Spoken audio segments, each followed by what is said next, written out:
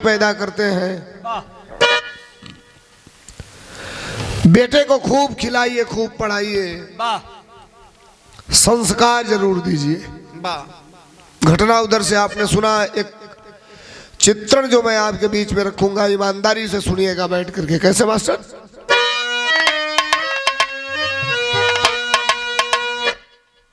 भूमिका में कभी ने लिखा, कहा लिख रहा,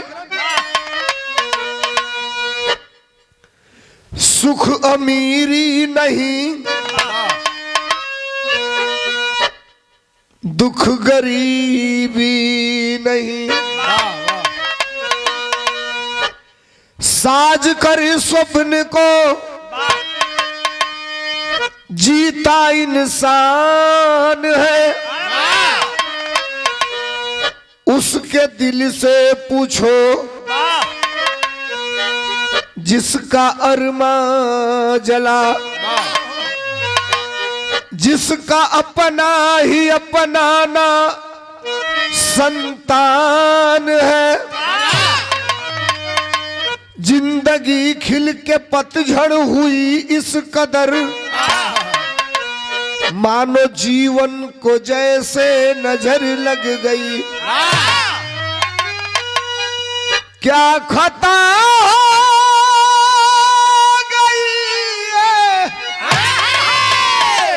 अरे सोलंकी गया, अपनी औलाद ही इस कदर हो गई।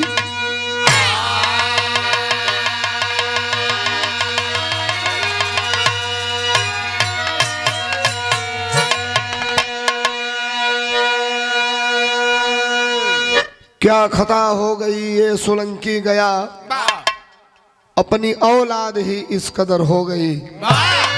जिस चीज को मैं गाने जा रहा हूं और जो आप सुनने जा रहे हैं, हर बात आपके बीच में समझ में आनी चाहिए। इसके लिए मैं सीधे सीधे आपके बीच में अपनी बात रख रहा हूं। बिरहा में बड़ी खूबसूरत गजल का लाइन है। कैसे मास्टर?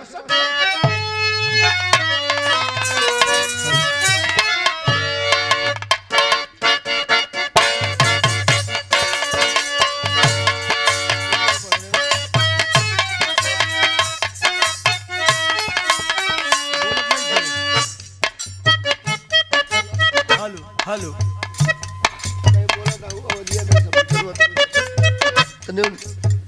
लेबल उठवाला खाली बोला। हेलो हेलो ठीक। हेलो गजल का लाइन है मास्टर बजावत रन। कौन गजल है?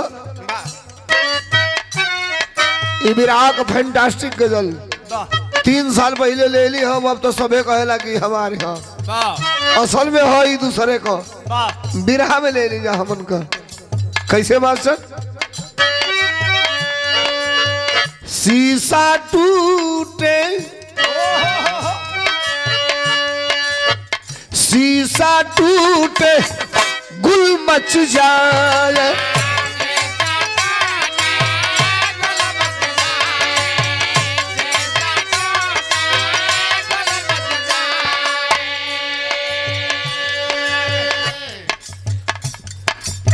गुल का मतलब होला शोर, लोग कहते हैं शोर गुल।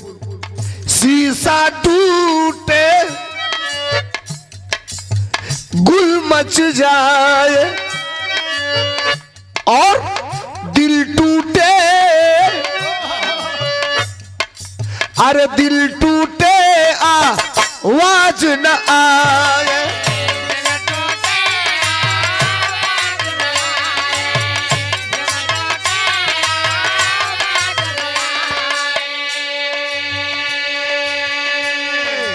अरे शीशा टूटे गुल मच जाए, दिल टूटे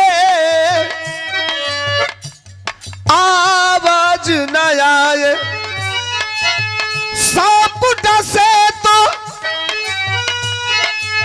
सांप डसे तो दोस्त बचाए,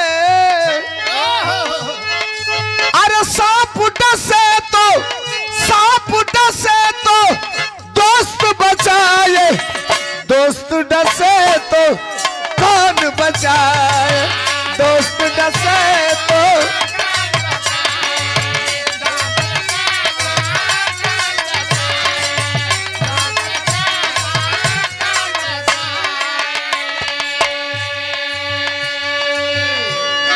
बिरहा में कवि ने बड़ा स्पष्ट लाइन लिखा इन मानव के जीवन के अंदर। जरा सुनिएगा बिरहा को सुनने वाले मित्रों, क्या लिखा कवि ने। जिस माँ बाप को, अरे जिस माँ बाप को पुत्र सताए,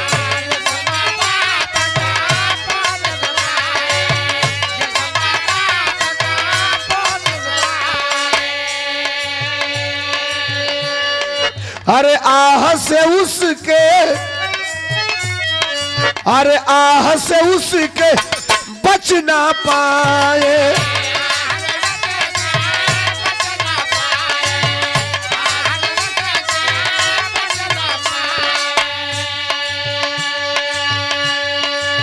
जिस माँ बाप को पुत्र सताए, आह से उसके बच ना पाए। बाप जो रूठे, अरे बाप जो रूठे माँ ही मनाए, बाप जो रूठे, बाप जो रूठे माँ ही मनाए, माँ रूठे तो कौन बनाए।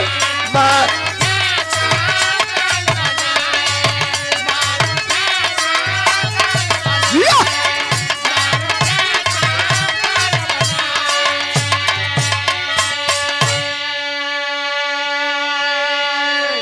हमारे बिरहा का शुरुआत जो ने बिरहा के आप सुने जात बानी, वो बिरहा का कहानी कैसन बा, कहा कबा, कौने तरह कबा, एक एक लाइन तनी सुनल जाई। कैसे मास्टर।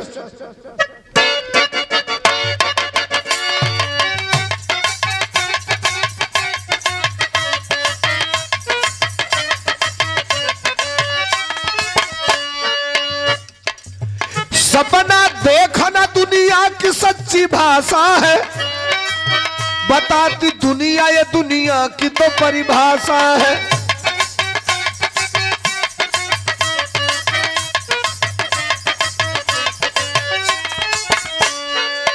कई प्रकार से मानव आशा पिरोता है, सपना माँ बाप का बेटे में अक्सर होता है।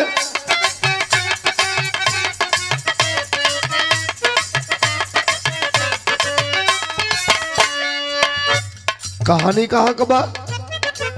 बिहार प्रांत के जमुई की एक कहानी है, वहीं पर रमा शंकर पर गिरी गिरानी है।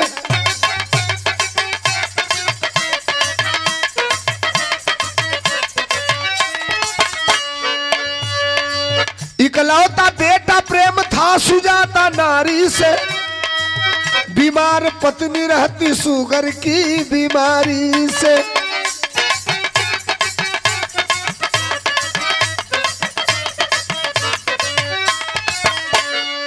पालन परिवार का करता रिक्शा चला करके, पढ़ाता बेटे को दिन रात वो कमा करके।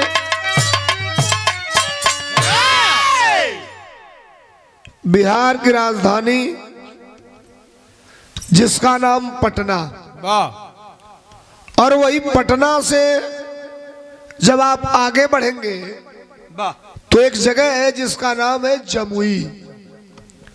जमुई से 13 किलोमीटर की दूर एक गांव है, जिस गांव में एक परिवार है। उस परिवार में परिवार के मुखिया का नाम रमाशंकर, रमाशंकर के पत्नी का नाम सुजाता, और रमाशंकर और सुजाता के बीच में एक बेटा पैदा हुआ, जिस बेटा का नाम बड़े प्यार से दोनों पति पत्नी ने रखा, जिसका नाम बताया गया प्रेम। सुनिएगा आप लोग। गांव के प्राइमरी विद्यालय से प्रेम प्राइमरी स्तर की पढ़ाई चालू करता है।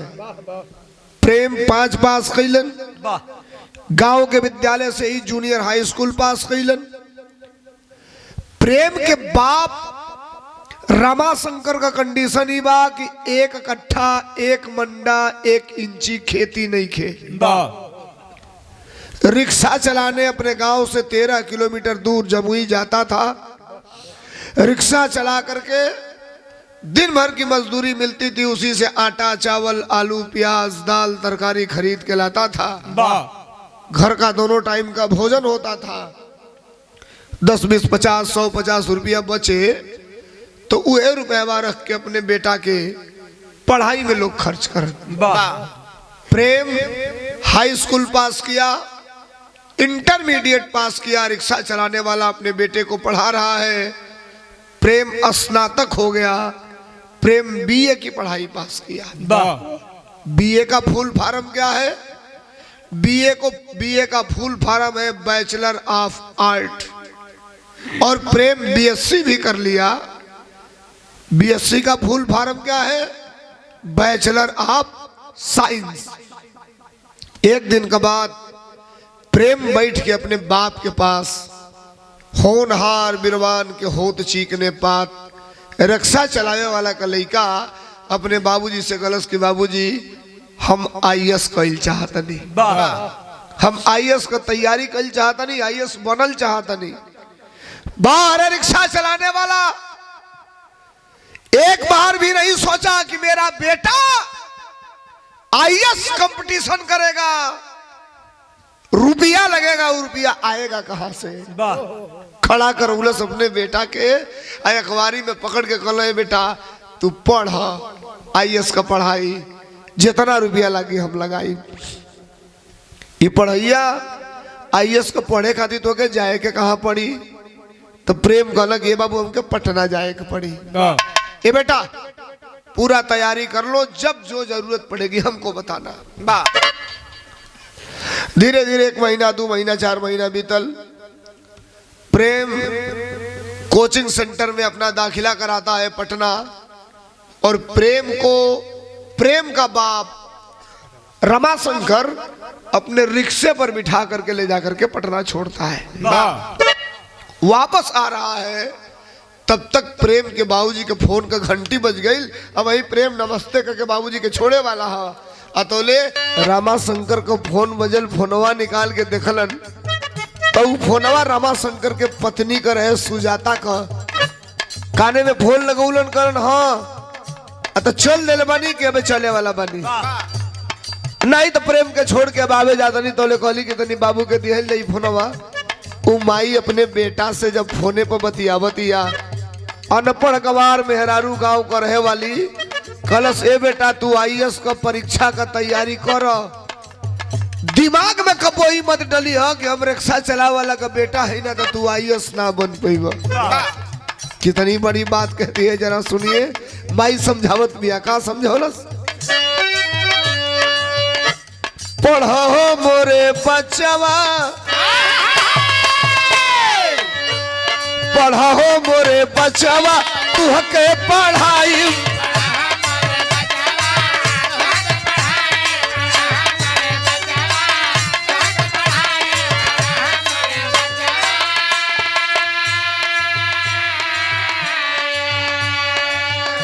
अरे करब उपवास भले आधा पेट खाई, करब उपवास भले आधा पेट खाई।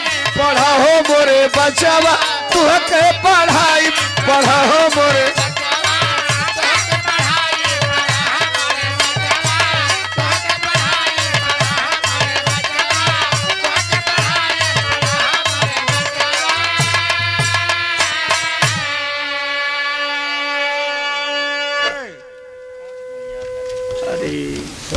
बजे पे देखा जाओ खाली बच्चा तू। माँ अपने बेटे से टेलीफोन पर बात करती है और फोन पर बात करने के बाद वह रिक्शा चालक बाप अपना रिक्शा लेकर के वापस आ जाता है पटना। और पटना से आता है जमुई। भाई साहब सुनिए, 10 लोग हैं, इत्मीनान से सुनेंगे तो विरहा का सम्मान हो जाएगा। एक गीत मजबूरी में गानी होती है और एक गीत अगर 5 लोग ही बैठे होते हैं तो उनके सम्मान में गाना होता है। गाना का सम्मान कब होता है? रुपया पैसा मिले या न मिले, बात समझ में आ गई तो मेरे गाने का सम्मान हो जाएगा। 98% बिरहा कपोल काल्पनिक होता है, 2% कभी कभी रियल बातें आपके बीच में रखी जाती है। तो ये 2% में बिरहा है, जरा सुनिएगा। बाप अपने घर चला आया और बेटा कोचिंग करने के लिए रह गया पटना। समय बीतल धीरे धीरे धीरे धीरे, 1 साल बीतल। 1 साल के बाद प्रेम आईएएस की तैयारी करते करते पहली परीक्षा पास करता है, जिसे कहा जाता है प्री परीक्षा। आईएएस बनने की पहली परीक्षा जिसे प्री परीक्षा। हमने के देहले के बाद यूट्यूब वाला भाई लोग के भी चाय पिया दिया, ठंडा बढ़ गई बात। प्री का मतलब क्या होता है? सामान्य बिरहिया से पूछेंगे नहीं बताएगा। प्री का फुल फॉर्म, प्री को अंग्रेजी में कहते हैं प्रीलिम्स, जिसका मतलब होता है प्रारंभिक परीक्षा। अगर आप प्री निकाल लेंगे तो ये तय हो जाएगा कि आप आईएएस की परीक्षा में बैठने के लायक हैं कि बैठने के लायक नहीं है। प्रेम प्री परीक्षा पास कैलन। रिक्शा चलाए वाला अपने बाप से कहलन कि बाबूजी आईएएस बने वाला हम पहला परीक्षा पास कर ले बानी। बिरहा का तरज लाग गई। कवन तरज है मास्टर?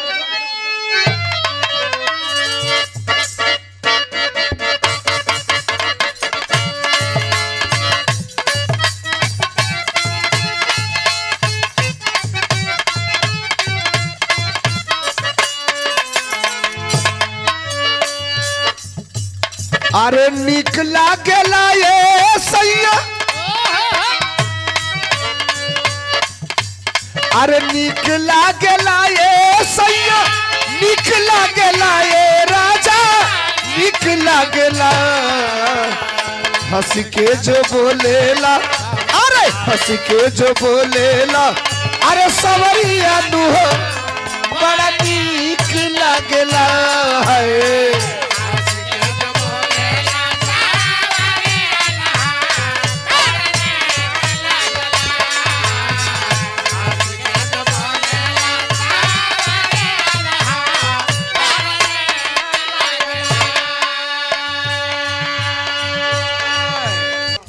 प्री परीक्षा पास करता है कौन? प्रेम। और जब प्री परीक्षा पास करता है तो अंजाम का निकलल मास्टर। अरे पास कैले ना हो बेटा, पास कैले ना हो बेटा, पास कैले ना। खोली लिहले पहली, अरे तुअरिया नु हो प्री पास कैले ना है। खोली लिहले पहली,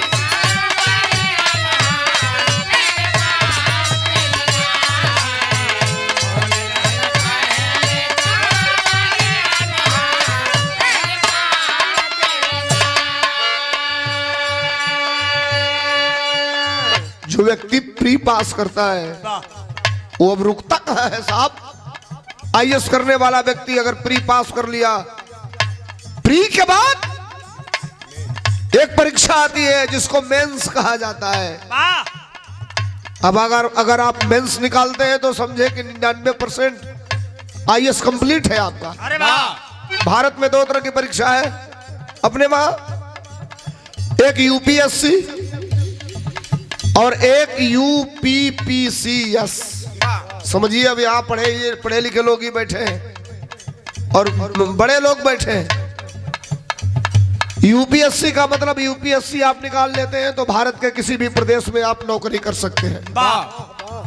यूपीपीसीएस का मतलब यूपीपीसीएस पास करते हैं तो केवल उत्तर प्रदेश में ही नौकरी करेंगे आप। जैसे बिहार में बीपीएससी हुआ, अभी टीचर की भर्ती निकली थी, वैकेंसी निकली थी। तनी हमें बेच दो भाई, टोन बहुत ज्यादा बैकर, आवाज कम करो तनी सा। बिहार में वैकेंसी निकली थी टीचर की।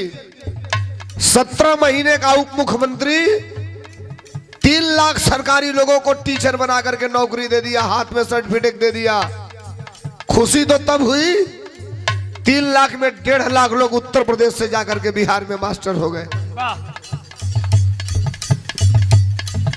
दुनिया में जमीन खोद के गैस निकाला जाता है, डीजल पेट्रोल निकाला जाता है जमीन खोद के। अब भारत में जमीन खोद के मूर्ति निकाला जाती है।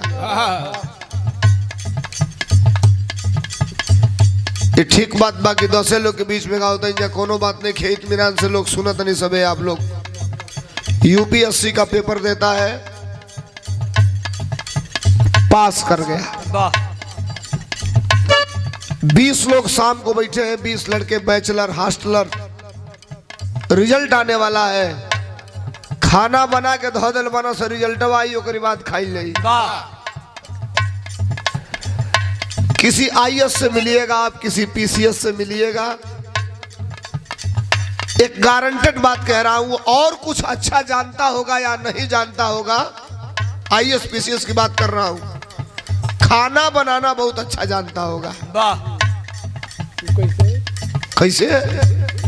जब लोग इलाहाबाद रह के दिल्ली रह के तैयारी करते हैं, जब पढ़ाई के दौरान आईएएस और पीसीएस की, एगो कुकर में दाल भात चोखा बना ले बोलो, इतना जानी बैठल बनी सबे, एगो कुकर में दाल भात चोखा ही पढ़े वाला बनावेला तैयारी वाला, कुकर में दाल धरा जाई, अब बीचे में लोटा में चाउर आ पानी धके वही में धरा जाई कुकर में कपड़ा से बांध के, आ किनारे किनारे धो के 4 गो आलू डाला जाई, ढक्कन लगा के कुकर बंद, 2 सीटी दिहलस, उतने में दलियो हो गई, भतवो हो गई, ललुइयो उबरा गई बा, बाहर निकाल के मिस के नमक मरचा डाल के दाल भात चोखा तैयार।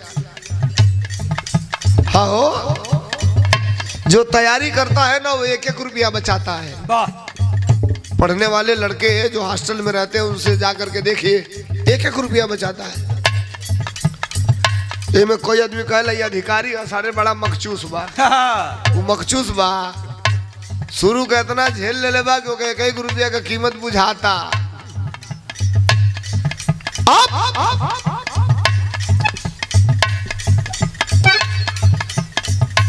प्री के बाद आ जाता है नंबर किसका? मेंस का। आज रिजल्ट आया है, और जब रिजल्ट आया है तो रिक्शा चलाने वाले का बेटा मेंस की परीक्षा भी पास कर लिया है। अब ओखरे बाद मेंस के बाद क्या आता है? आईएएस बनने के लिए इंटरव्यू, उसमें कोई लिखित परीक्षा नहीं होती, 4 लोग सामने बैठते हैं, आप बैठते हैं, सवाल पूछा जाता है, आप जवाब बताते हैं, उसी पे मार्क मिलता है, कट ऑफ आता है, मेरिट बनती है। जब डिसीजन सामने होता है तो पता चलता है कि आप आईएएस बनने की श्रेणी में आ गए कि नहीं आए। समय आगे बढ़ल, बिरहा में बतावल गेल का मास्टर?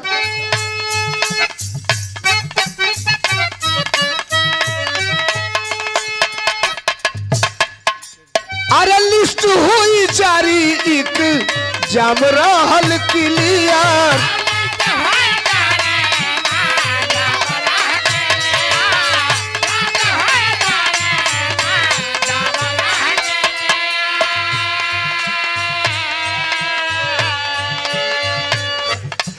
अरे इंटरव्यू दिहले त मन भइल हरियर,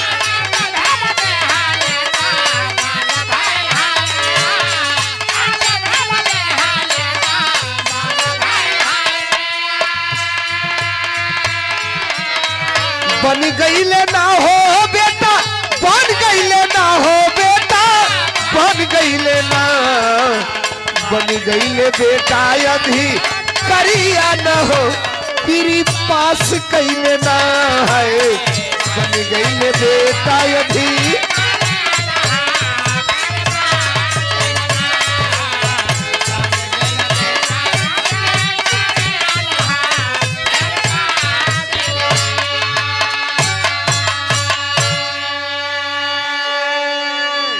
बेटा आईएएस बन गया है, रिजल्ट आया, बहुत खुश है, सबसे पहला फोन करता है किसको? अपने बाप को।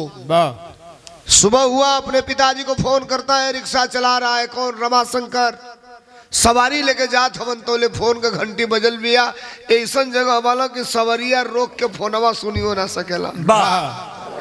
सवारी उतरलन, उतरले के बाद रमाशंकर फोन निकाल के देखत हवन तो फोन उनके बेटा यानी प्रेम का बा। तत्काल हर से फोन मिला करके मिस कॉल हो गए, कहला बेटा बाबूजी के बतौलस हम आईएएस का परीक्षा पास कर गई, आईएएस बन गई। वाह बाबूजी बड़ा खुश हवन। आता है घर, छुट्टी मिलती है, उसके बाद ट्रेनिंग पे चला जाता है। वाह ट्रेनिंग पूरा करता है तब तक घर का कंडीशन ही बा कि माई बाबू अब बड़ा मजे में हवन, बाप रिक्शा चलावल बंद कर दिले हवन। वाह कारण का हो, बेटा आईएएस हो गई बा, अब रिक्शा चलैया तब वो बेइज्जती बा। वाह इधर ट्रेनिंग में है कौन प्रेम, हर महीने 2-4 10,000 20,000 अपने पिताजी को घर पे रुपया भेजता था। माँ शुरू से ही तबीयत खराब रहती थी, माँ की शुगर की पेशेंट है। जो रुपया प्रेम भेजो वही से घर का राशन पानी दाल तेल नमक चले। धीरे धीरे धीरे धीरे धीरे धीरे समय आगे बढ़ल। अब हरियाणा में चुनाव हुआ, हरियाणा में नई सरकार बनी। वाह आइएगा बात पर। और नई सरकार बनने के बाद हरियाणा में नई सरकार बन गई। भारत में स्टेट स्तरीय प्रदेश स्तरीय आईएएस अधिकारियों का जब तबादला हुआ तो बिहार से 4 आईएएस हरियाणा प्रदेश भेजे गए, जिसमें प्रेम का भी नाम था। वाह और प्रेम गए कहां? हरियाणा में एक जिला है जिसका नाम है जिंद, नाम सुने होंगे आप लोग। उसी जिंद जिले में प्रेम आईएएस अधिकारी बन के चले गए। वाह प्रेम को 2 महीना ड्यूटी करते हुए व्यतीत हुआ था। तब तक प्रेम के साथ प्रेम की बैचलर थी, क्लासमेट थी एक लड़की जिसका नाम बताया गया प्रीति। वाह वो प्रीति भी कंपटीशन निकाल चुकी थी, अभी कहीं ज्वाइनिंग नहीं हुआ था उसका। प्रीति प्रेम के पास चली गई मिलने, और मिलने का नतीजा ये रहा कि 4 महीना 5 महीना प्रेम के पास रहते रहते 6वें महीने में वाह प्रेम और प्रीति आपस में कोर्ट में जाकर के कोर्ट मैरिज शादी कर लिए। वाह न माई के पता है न बाबूजी के पता है, प्रेम और प्रीति शादी कर लिए। समय आगे बीतल, आज जब समय आगे बीतल तो प्रेम का रवैया चेंज हो गई। बिरहा का तर्ज हो, इलाहाबादी तर्ज है। कौन तर्ज है मास्टर?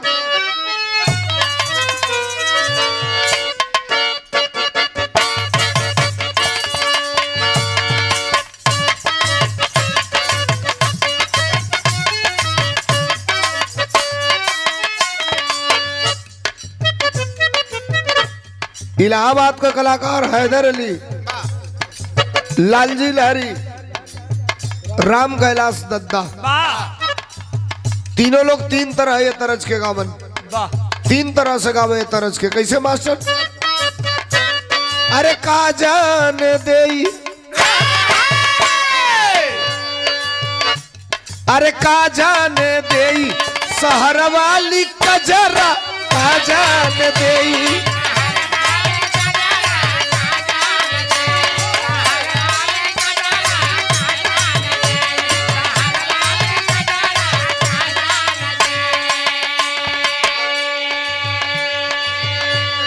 लालजी दद्दा के तरी से चढ़ा के गवन, आन के बलमुआ कैसे गई सुतावे,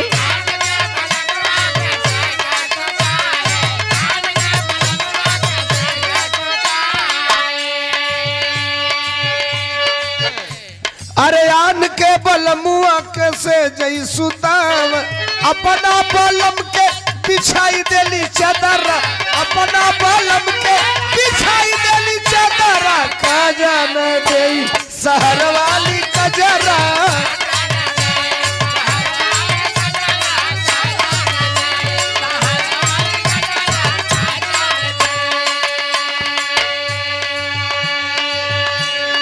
समय आगे बढ़ा ले भैया।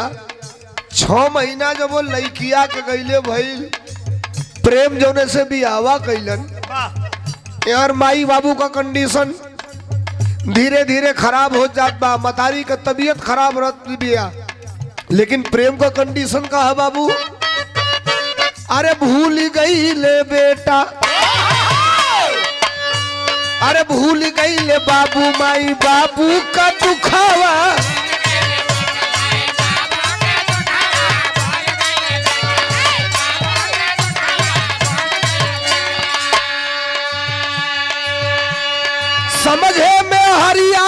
सबसे बड़ा सुखवा, समझे में हरिया का सबसे बड़ा सुखवा, भूल गई ले बेटा माई बाबू का दुखवा।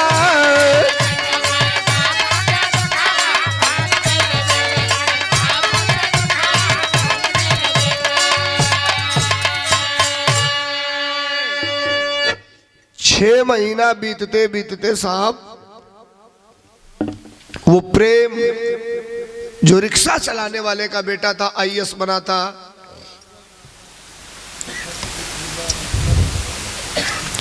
जो रिक्शा चलाने वाले का बेटा था, आईएएस बना था प्रेम, 6 महीना बीतते बीतते पत्नी के मोह में इतना अंधा हो गया कि अब घर पे 1 रुपया भेजना भी बंद कर दिया। बाबूजी रिक्शा चलावल बंद कर दिले, हम लड़का आईएएस हो गई बा, रिक्शा चल यहाँ तो बदनामी हुई, आ लड़का अब घरे पैसा भेजल बंद कर दिलस। माई का तबीयत खराब रहा था। एक दिन के बाद रात को प्रेम की माँ यानी सुजाता की तबीयत खराब होती है। अब प्रेम के पिताजी के रामाशंकर अपने पत्नी को लेकर के हॉस्पिटल पहुंचते हैं। बिरहा में टेरी लगल कैसे मास्टर?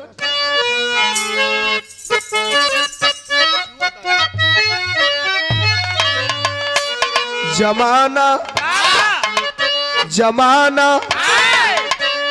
कितना नीचे गिर गया, अरे माई बाप से प्यारी हो गई ली जनाना।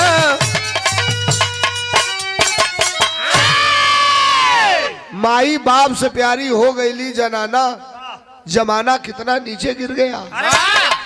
हॉस्पिटल में पत्नी को लेके जाते हैं रमाशंकर। डॉक्टर समझता है कि आईएएस अधिकारी का बाप है, पैसे की कमी होगी नहीं, बुढ़िया को एडमिट कर लेता है। 1 दिन 2 दिन रखता है, जब डिस्चार्ज करता है, बिल देता है तो 50,000 से ऊपर का बिल था। हाथ जोड़ले हमारा रमाशंकर, कल साहब तत्काल में कुछ नहीं खे।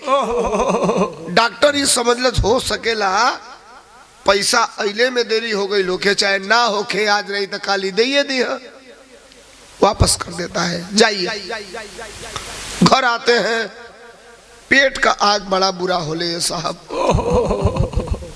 कभी कभी आदमी मजबूरी में कुछ कह नहीं पाता है, कहना जरूरी होता है लेकिन कह नहीं पाता। आईएएस अधिकारी का बाप है, दुआरी पर चरपहिया का लाइन लगल बा, जे ही आवता काहे खाती बियाह करे खाती। बाप हम नहीं से बात बनी। बाप का कंडीशन है कि बेटा 6 महीना से रुपया देना बंद कर दिया, माँ का शुगर 300, बाप के पास 1 फूटी कौड़ी नहीं।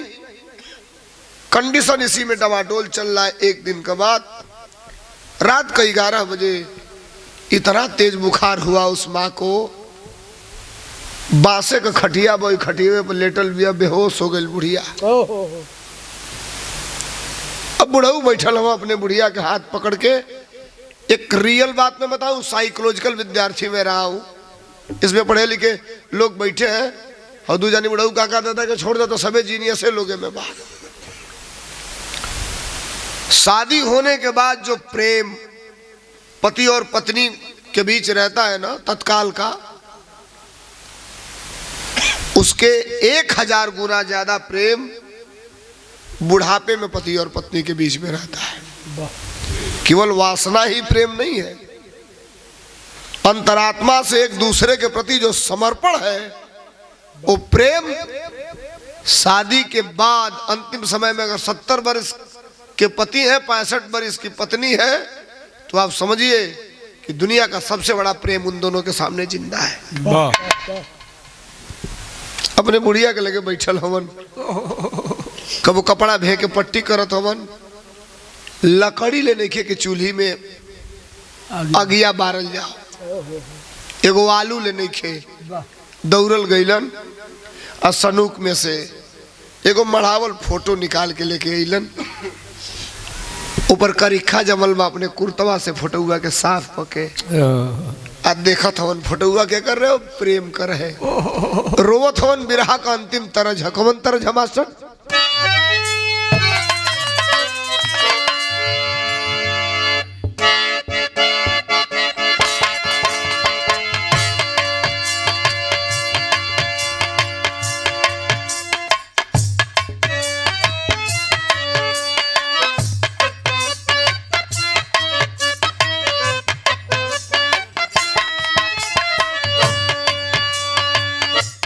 दोहा मास्टर बजावो तड़न।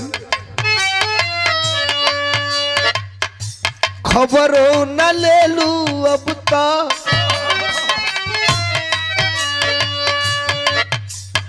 अरे खबरों न ले लू अब तो नंबरों न दे लू हो।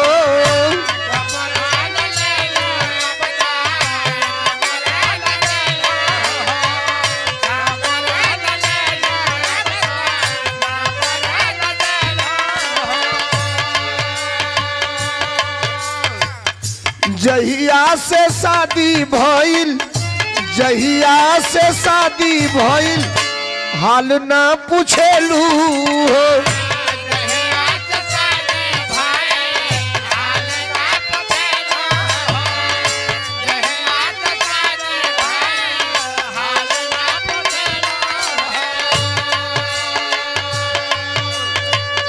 खबरों न ले लू अब तो नंबरों न देलू हो। जहिया से शादी भइल हाल न पूछेलू हो। कबले सतैबू काये जान, कबले सतैबू काये जान। जान जान कहत रहलू सचही में जान भइलू। मुअला पयबू काये जान।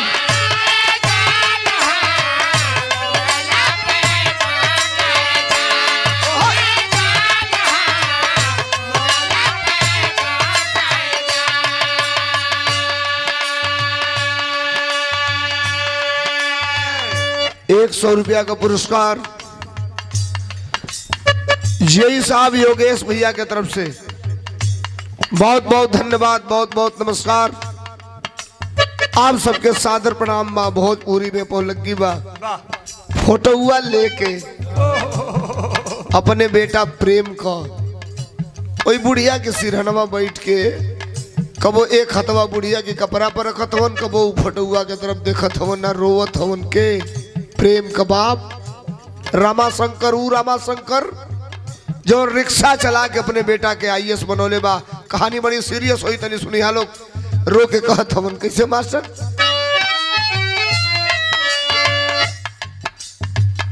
खबरों ना पूछे बेटा,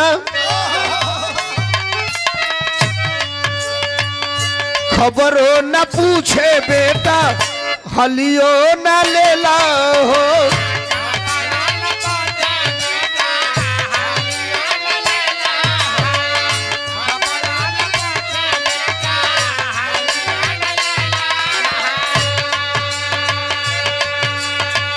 बीतल 6 महीना तू ता वही ना भेजेला हो।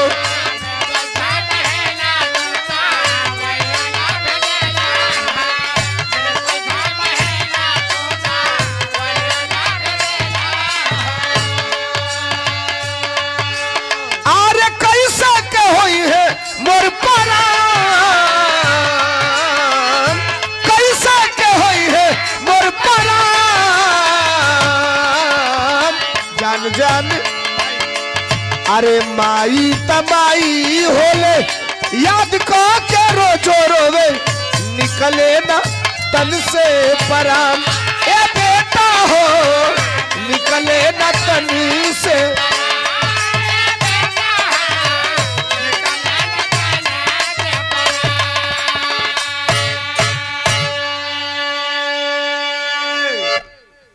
बुढ़िया बेहोश है और ये बेटे को याद करके रो रहे हैं।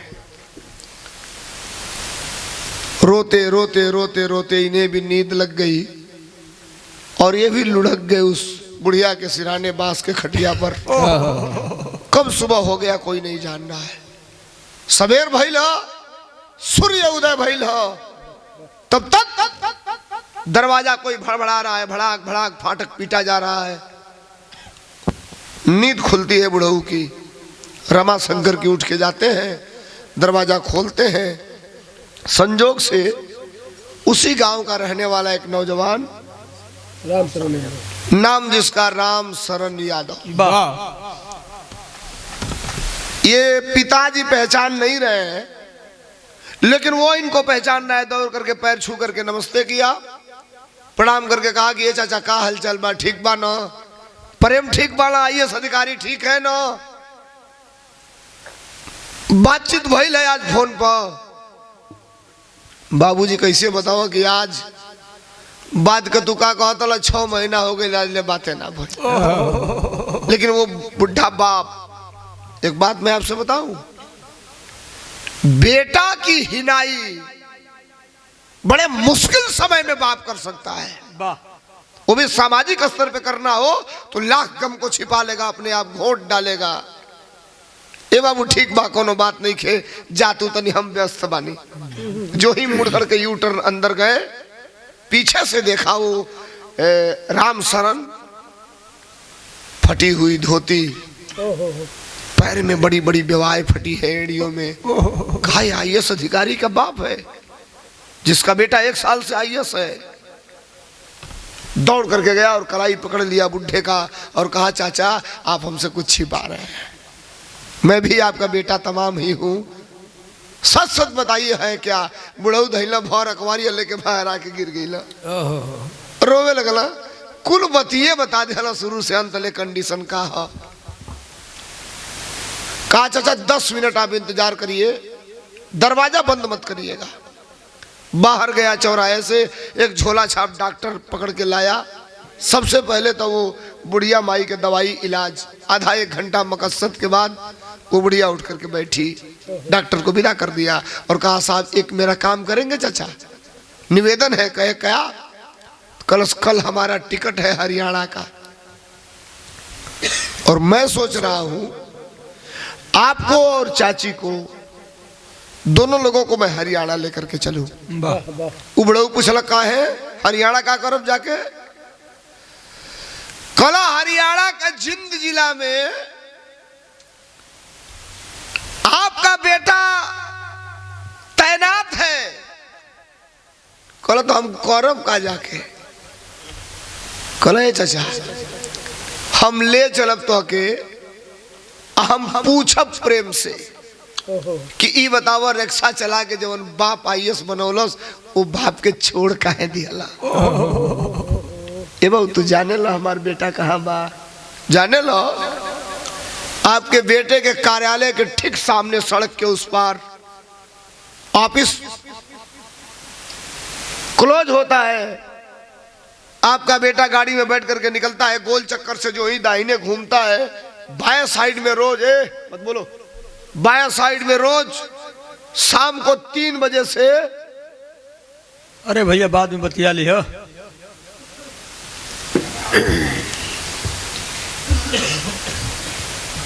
आपका बेटा जब निकलता है वापस घर जाता है।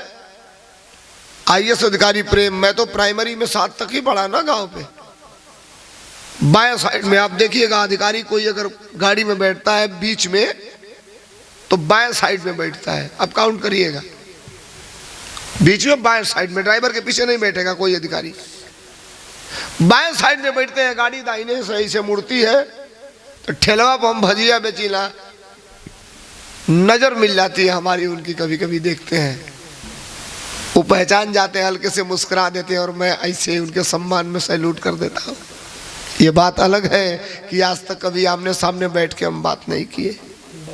हम ले चले चाचा, तय हो गया डूबते का तिनके का सहारा।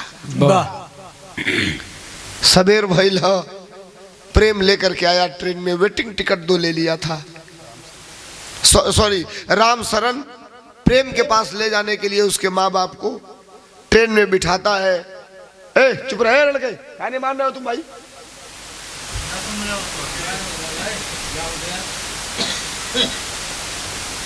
आराम से अपना काम करो, बोलो मत, 5 मिनट और है, उसके बाद बोल लेना। ट्रेन में बिठाता है और लेकर के आता है। ट्रेन उतारती है हरियाणा। सुनिए अलग हो भैया, जिंदगी हो, जीवन बड़ा लंबा, आप लोग कबा बड़ा एक दौर से गुजरे के पड़ सकेला। लेकर के आता है हरियाणा, रात को अपने घर रोकता है, सुबह नहा धोआ करके भोजन करा करके रामाशंकर को और उनकी पत्नी सुजाता को लेकर के चल देता है आईएएस अधिकारी के ऑफिस। कौन आईएएस अधिकारी आता है? लिखा है आईएएस अधिकारी के ऑफिस के कार्यालय के सामने, जैसे लिखा होता है ना जिलाधिकारी, नीचे नाम लिखा होता है, लिखा है नीचे प्रेम शंकर। पुकार का नाम प्रेम, मार्कशीट का नाम, आईडी का नाम प्रेम शंकर। एक गलती हो गई थी आने में, भाई अपनी गाड़ी तो थी नहीं, गाड़ी चेंज करके आना था, बज गया था 12। संतरी खड़ा है गेट पर और ये लोग आगे पीछे हो रहे हैं। तब तक वो संतरी बुलाया, कहा किसको ढूंढ रहे हैं आप लोग? तो ये राम शरण कहा कि साहब से मिलना है इन दोनों लोगों को।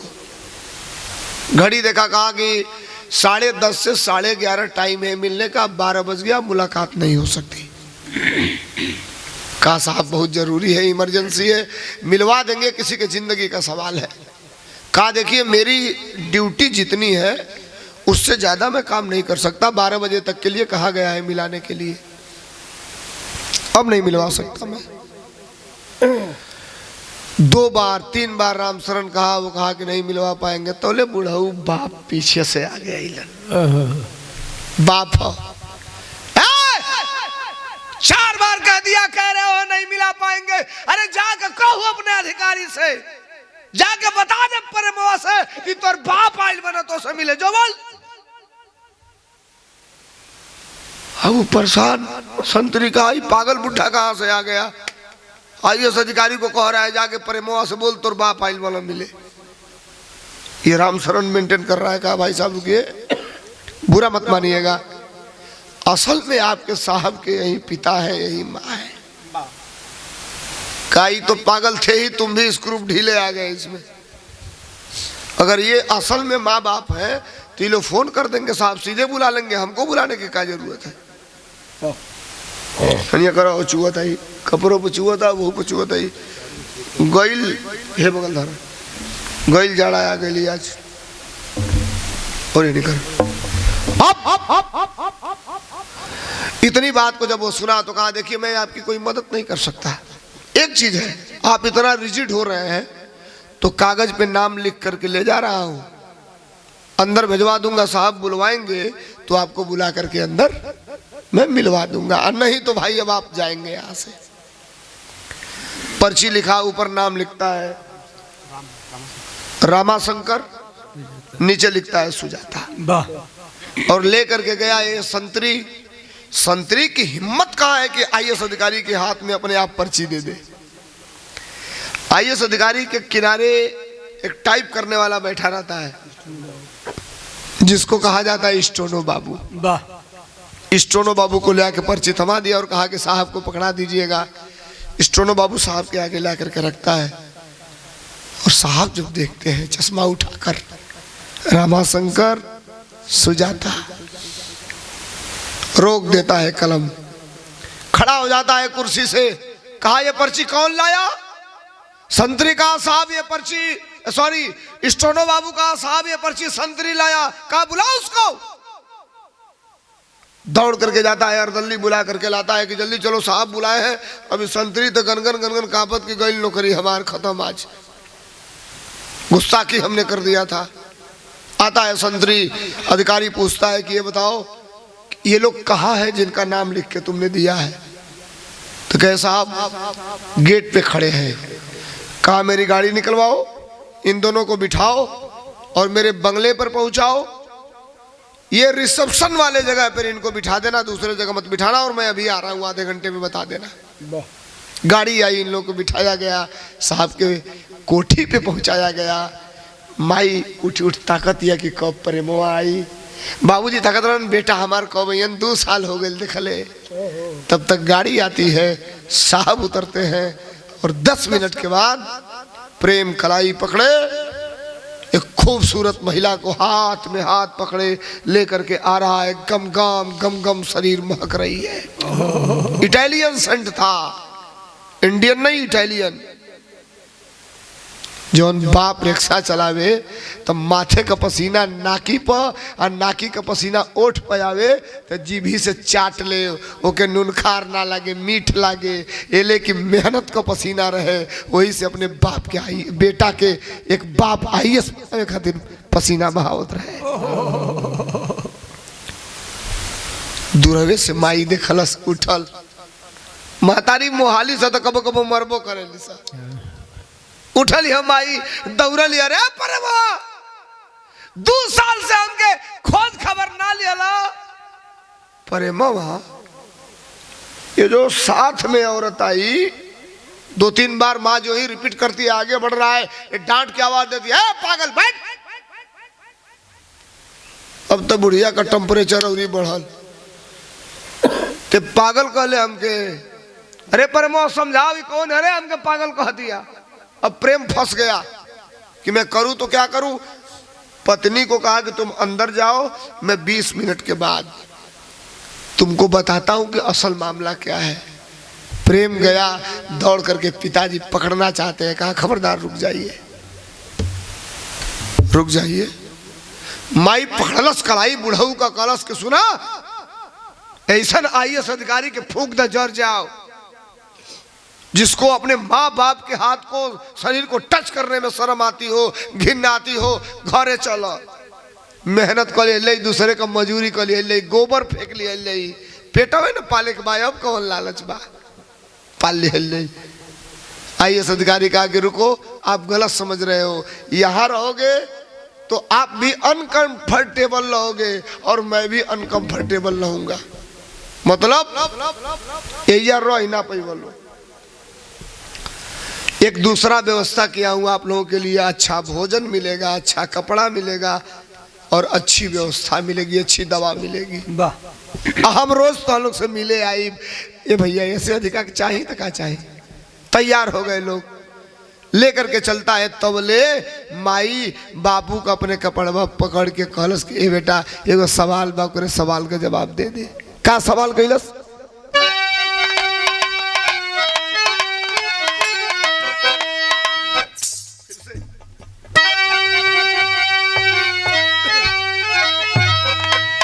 अरे फफक पड़ा है ममता का सगरवा मोर दुलरवा रे। अरे फफक पड़ा है ममता का सगरवा मोर दुलरवा रे। एक बेरा बेटा चुमई दे छे हरवा मोर दुलरवा रे।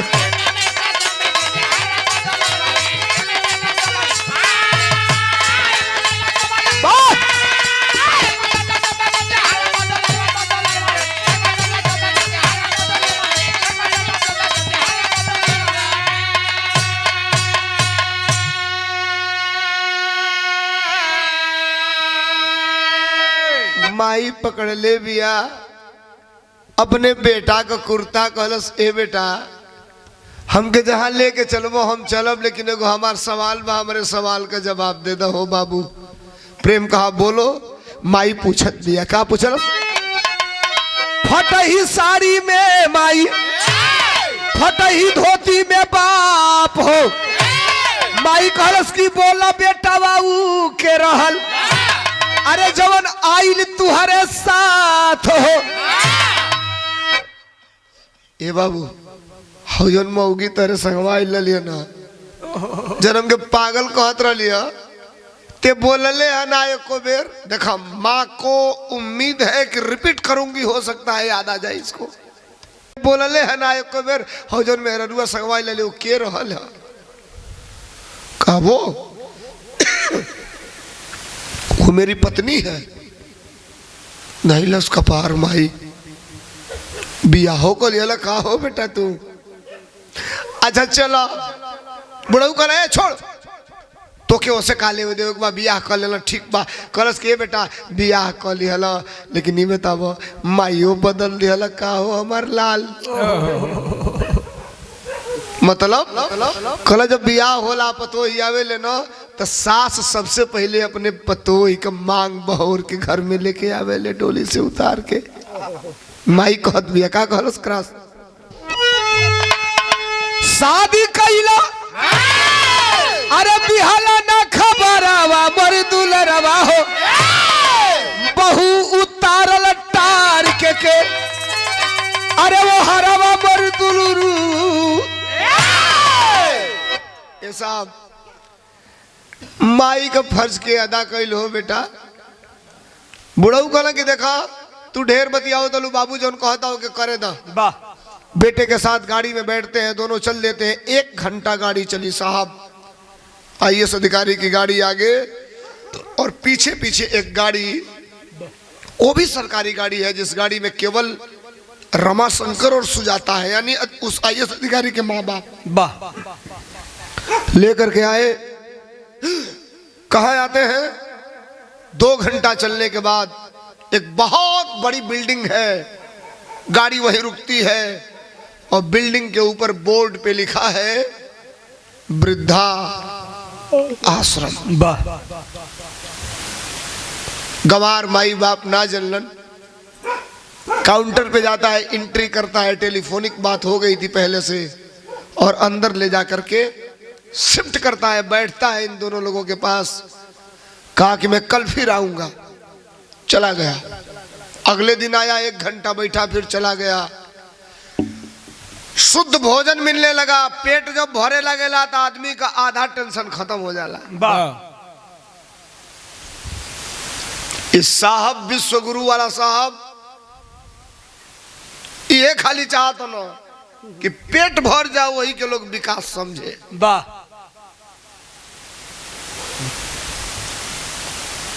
गाँव में 30% ये वाला सब कहता से बस 40 किलो महीना में मिल जाता, खाए के मिलते बा, होगे के खेत बनल बा, का करे के भाई एकरी बात चाहिए का? तो घर मिलते हैं, एकरी बात का चाहिए? अब बात करेंगे उनसे संविधान की तो खुद को ऐसा नहीं। बोला बोला संविधान बचे के चाहिए, बोला अकले की ओटावा तो बाय मार दे, झूठे बतियाओ तला। 3 बेर 3-3 हजार मिल गई, 9 हजार मिल गई, अब तो झूठे अंड बंड बतियाओ तला लो तो कुछ देला जा। कंडीशन बड़ा खराब है साहब। आप तो अपनी जिंदगी जी लिए, आने वाले बेटे के लिए आपको सोचना पड़ेगा। वाह। अब समझिए, 1-1 घंटा टाइम देता है, चला जाता है, टाइम देता है, चला जाता है।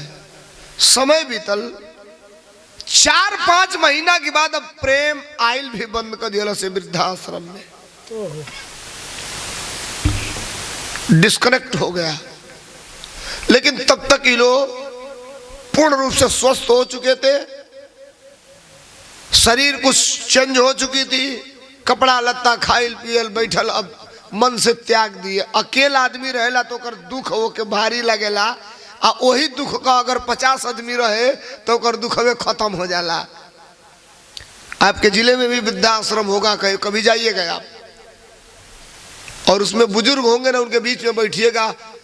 10 को तो ऐसे बुजुर्ग मिली है जो उनका बेटा लखपति करोड़पति वाला सो, लेकिन अपने बाप के वृद्धाश्रम में लाकर रख दिले वाला सो। शौक हो गया इस समय। 1 साल बीत गया, अब न प्रेम आता है, न इन लोगों को भी प्रेम की कोई चिंता है। 1 दिन के बाद, विवाह के अंतिम दौर में है, 1 दिन के बाद 10 बजल भोजन का कई बुढ़ऊ वही में मित्रता हो गई। एक आदमी के लगे बैठल हो, अपने उम्र का 65-70 का वो बाड़न, अखबार पढ़ता, पेपर में मोटा हेडिंग में लिखल बा। वो बुढ़ऊ पढ़ता, कहला कि आईएएस अधिकारी, जिंद जिले के आईएएस अधिकारी प्रेम शंकर की दोनों किडनी खराब, इमरजेंसी में एयर एम्बुलेंस से सुपर स्पेशलिटी हॉस्पिटल में एडमिट, आईएएस अधिकारी वेंटिलेटर पर। आई वही जो बैठल बनो बगलिया में, प्रेम शंकर आईएएस अधिकारी, इतना तो जाना था हमारे बेटे में हो, दोनों किडनी खराब। कल ए भैया तने एक बार और पढ़ब, तो जोन पेपरवा पढ़त रही तब अंगूठा टेक, जोन पेपरवा पढ़त रहे बुढ़वा उ कहत बा मत का पढ़ोई भाई, एगो हाई आईएएस अधिकारी भाई जो दोनों किडनी खराब हो गई बा, होई घुसखोर सारे उ मत। दरोगा या सिपाही आपकी गांव में होई लोग, हम ही नहीं कहत कि उहे होई लोग। आपके जानकार में ढेर घुसखोर दरोगा चाहे सिपाही हो सो घरे देख लिया लोग, दूगो लड़का हो सो तो एगो सारे पियक्कड़ हो एगो फालिस मर लेगा टेपर हो सारे। साहब दोबारा वो पढ़ा बुढ़ा IAS अधिकारी प्रेम शंकर की दोनों किडनी खराब। उठल हवा रमा शंकर आ उठ के दौड़ल गई ना मेहरारून के बीच में। वो बुढ़िया बैठल रहे सुजाता इनका पत्नी, पकड़ला भैया कल बैठल बालू परेवा का दोनों किडनी खराब हो गई। आप हंस रहे साहब। वो बुढ़िया उठ गई, फट गया कलेजा माँ के ममता का। कहीं कहाँ बड़ा हमार बेटा लेके आई लोग काउंटर पर। काउंटर पर जो बैठा था कर्मचारी उसे बुढ़ऊ कहला कि ए बाबू है तेरे अखबारवा में जो खबरिया बा ना IAS अधिकारी के तबीयत खराब बा, कौने हॉस्पिटल में भर्ती वाला, कितना दूर बा जैसे तनी पढ़ के बताइबा। ओ पढ़ा तो कहा साहब यहाँ से 40 किलोमीटर है सुपर स्पेशलिस्ट हॉस्पिटल। ये साहब कैसे जाई लई आ तो बड़ा दूर बा आ तो हम जाई वही जा तो काहे तो हमार बेटा हवन। काउंटर वाला कर्मचारी ओला बुक किया, ओला समझ रहे हैं ना, ओला बुक किया, गाड़ी आई बिठा दिया और ये दोनों वहां पहुंच गए।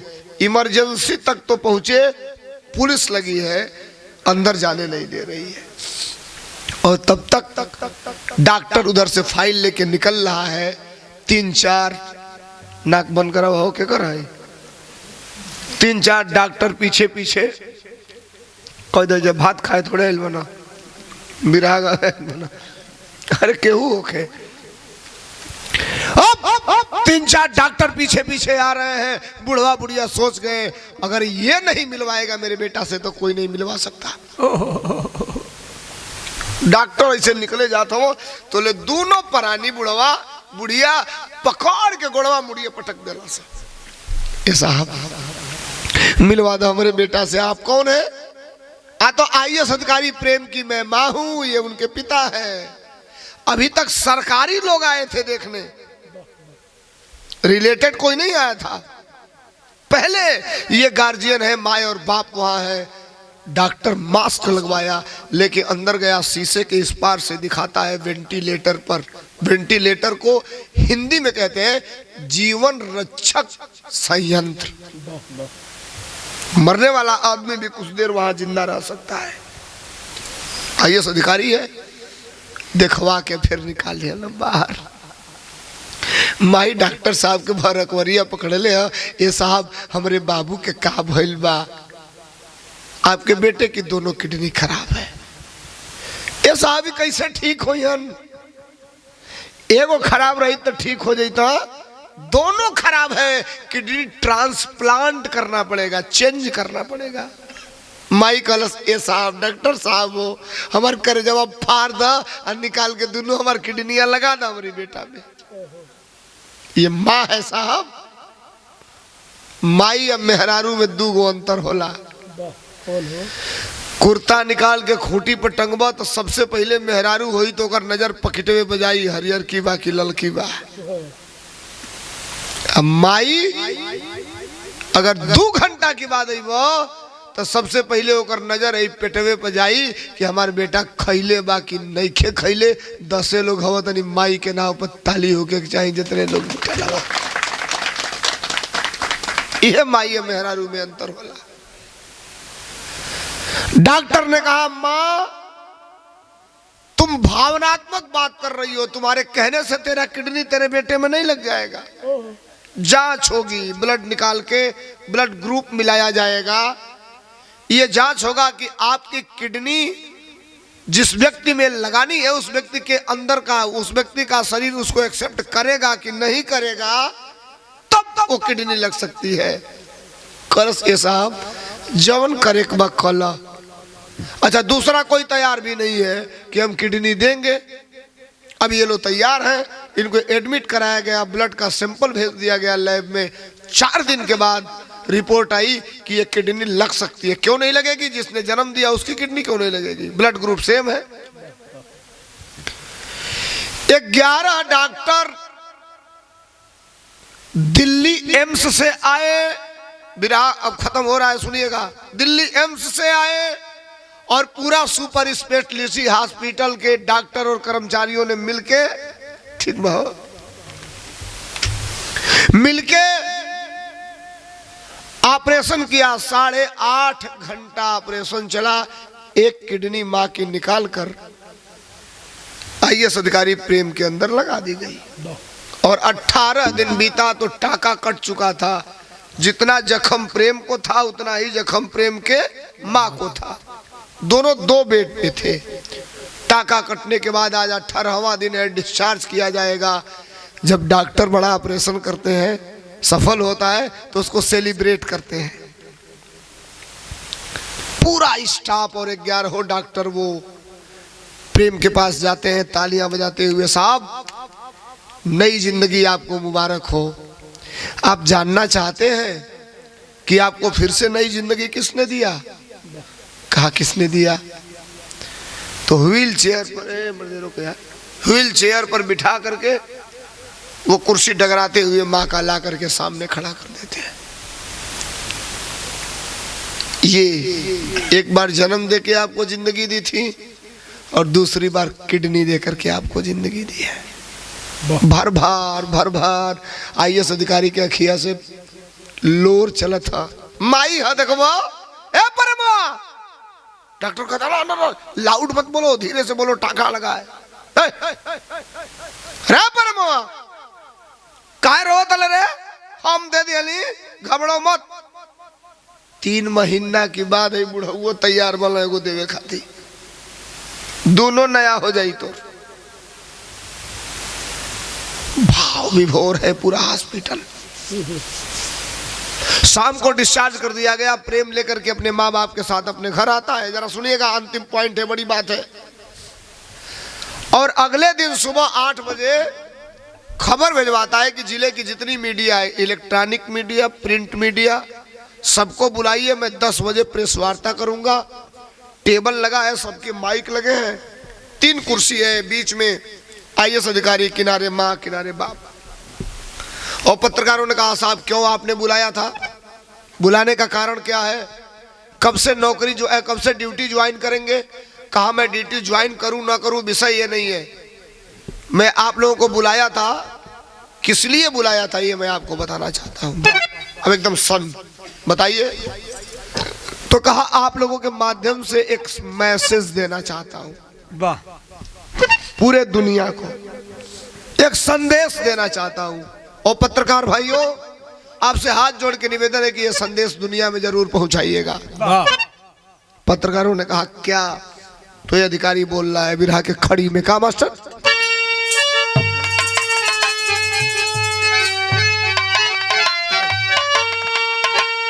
कलश के भूला ना कभी, ए भैया भूला ना कभी, ए बाबू भूलो ना कभी। अपन बाप महतारिया भूला ना कभी।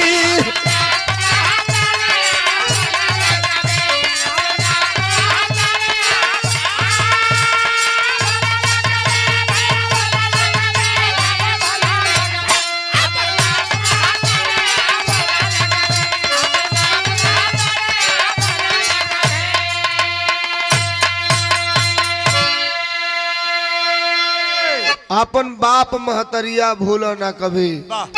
कहा मित्रों, आपके माध्यम से दुनिया में यह मैसेज पहुंचाना चाहता हूं कि जिंदगी में कुछ भी बन जाइए, माँ बाप को मत भूलना। एक ही मेरा सवाल था, एक ही मेरा आपके बीच में प्रेस वार्ता इसी पॉइंट पे करनी थी। पत्रकार उठे जाने के लिए, तबले बुढ़ाऊ बाबूजी उठ गई ना। कले भैया तनी रुकवा लोग, हम गंवार आदमी है, अंगूठा टेक आजुले कुछ ना कहले रही है। ए पर एम रुका, तू बोलिए मत हमके। अभी IAS अधिकारी को, आप क्या बोलेंगे? कुछ इधर उधर मत बोलिएगा। कल रुक रुक रुक रुक रुक, यार और ना बोला। जब तुमने मीडिया वालों से कहा कि जीवन में अपने माँ बाप को ना भूलना, तो हमने एक धर्म निभाया था हम और तुम्हारी माँ ने। जानते हो क्या? एक ऐसी बात जिसको छिपाया था तुमसे। कौन बात बाबू? कि माई तुहार अभी तलक ले बतिया नाही बतवली, अरे खून बेच के अपन बेटा अरे तुहरा फीस चुकवली, झर झर बरसला नजरियो भूलों को भी। अंतिम वर्ष था, तुमने खबर दिया कि 19,000 रुपया चाहिए, हमारे पास 6,000 था और 2 दिन में 19,000 देना था, उधार तो केहू देवे ना करी। हम तार माई गली जा हॉस्पिटल और डॉक्टर से कहली जा कि ये डॉक्टर साहब 13,000 का खून निकालना हमनी में से। डॉक्टरवा कहलस कि एक के दिन ना निकली 13,000 का खून। 2 दिन में जाके दोनों जनी 13,000 का खून निकलवा जा, और 6,000 वो मिला के 19,000 तो के भेज दे जा। तू IAS हो गईला, छोड़ दे ले रहा है बेटा हमन के, किडनिया ना खराब भइल तो हमन से भेंटे कहाँ भइल। एक डॉक्टर देख रेख के लिए लगा है, कहा कि पिताजी इमोशनल बात करेंगे अटैक हो सकता है, इनको जान का खतरा है। कल हम अपन बात वापस लेते ले। माई तोले उठल ताकत दिया कल सरे पर मुआ ते तब ठीक हो गई, कोनो बात नहीं खे। हाँ लेकिन ये बताओ पतोहिया कहाँ भी अरे? हाँ सेंटर वाली। अब गुस्से में तमतमाया हुआ शरीर IAS अधिकारी डांट के बोल रहा है, खबरदार उसका नाम मत लेना, साली ऐसी की तैसी उसकी करूंगा, अब हमसे कोई संबंध नहीं है। माई कलश रुक रुक रुक रुक रुक ओकर गलती नहीं खे, ये सब गलती तोर बा। कैसे कलश की करे का गाय या बाछी जौन रहली सब आप लोग देखो, करे का जौन पाड़ी या बाछी बच्चा देली सब, कलश देख देहाती भाषा में बतियाओ तनी, गाय या भैंस करे का अगर बच्चा देली सा तो कुल के साजल जाला। जे जाला दुहे ना तो पहले गैया बच्चा देली सा तो जल्दी सिकिया फोरवावेली सना है, पटक के कुल के लौरी से 2-4 लौर मरहू के पड़ी, मलवधऊ के पड़ी, थाने में हाथ लगा के मले जला, गर्दन में मलाई 2-4 के उनाट मरबो करे उतने में सजा जाई लोग, और ना सजा ले तो बन बन लाते चले यहाँ से बल्टी की फेंका जाई और दूहे वाला के मुंह में फूट जाई। तो बियाह करके तो ले लेकिन सजले ना थे, यही से बना के लाते मार दिया। IAS अधिकारी कहा नहीं हमसे कोई मतलब नहीं, कहीं ना सरकारी गनर गाड़ी में बिठाती है, अपने बैठती है, पता इससे पूछती है, जाती है उसके वहां और वो देख करके शर्मिंदगी महसूस करती है। इसकी पत्नी प्रीति कहीं नहीं, सुबह का भूला शाम को घर आ जाए तो उसे भूला नहीं कहते हैं। तुमने जो किया उसका पश्चाताप तुमको हो गया तो समझो कि तुम्हारी गलती माफ हो गई, लेकिन आज के बाद आइंदा जिंदगी में कभी ऐसा किसी के साथ मत करना। आती है, क्षमा मांगती है, वो पूरा परिवार फिर से नया जीवन जीता है। आज के डेट में आज हो गई 20 तारीख, 20 फरवरी सन 2025 के आज के डेट की बात करते नहीं। प्रेम, उनका बाप रामाशंकर, उनका माई सुजाता, उसकी पत्नी प्रीति, ये चारों लोग कहाँ हैं आज के डेट में? आज जब जो अभी रवा आप सुन रहे हैं, हरियाणा जिले, हरियाणा प्रदेश में ही एक और जिला है जिसका नाम है रेवाड़ी। उसी रेवाड़ी जिला में तैनाती है और आज भी प्रेम के साथ पूरा परिवार वहां रह रहा है। बिरहा का अंतिम लाइन हमारा खत्म भेल कैसे मास्टर? गुरु बिहारी, गुरु गणेश, गुरु रामलाल गुणकारी, स्वर्ग चंद्रिका कवि बच्चन जी बने पुजारी। जमाना कितना नीचे गिर गया, सोलंकी गया कभी कभी रहा नया तराना। जमाना कितना नीचे गिर गया।